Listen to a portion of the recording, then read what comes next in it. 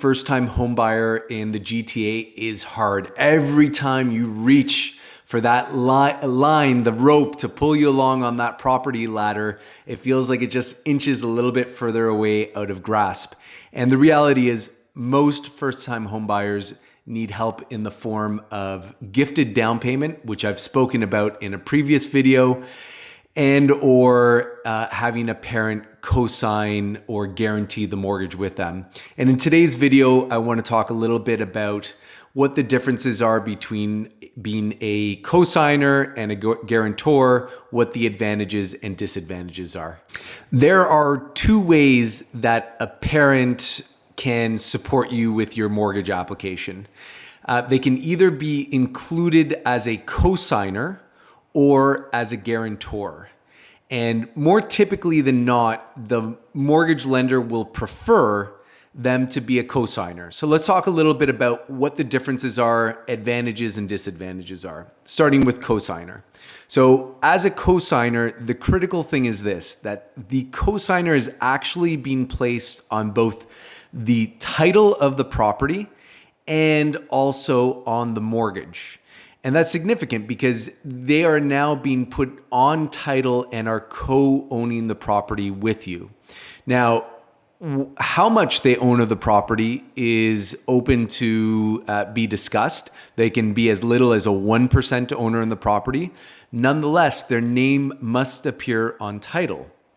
Also, by being a cosigner, that individual, your parent, must disclose that they're on title and that they also own this property.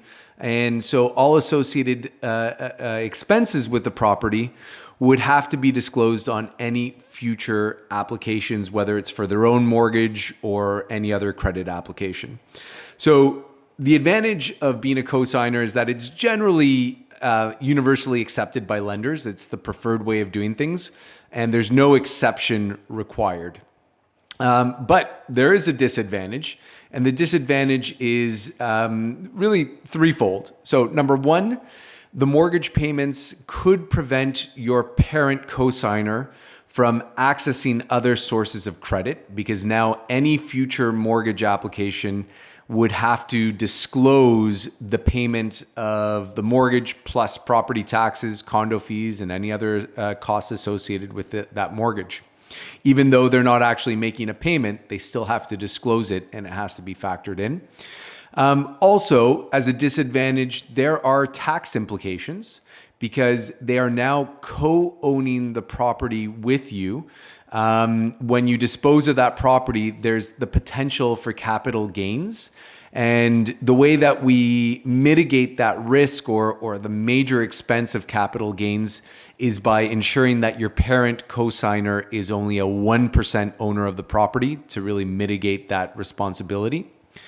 And then lastly, if a mortgage payment is missed, well, they're the cosigner. So it's ultimately going to impact their credit, and they'll have to step up and make sure that they can cover any missed mortgage payments.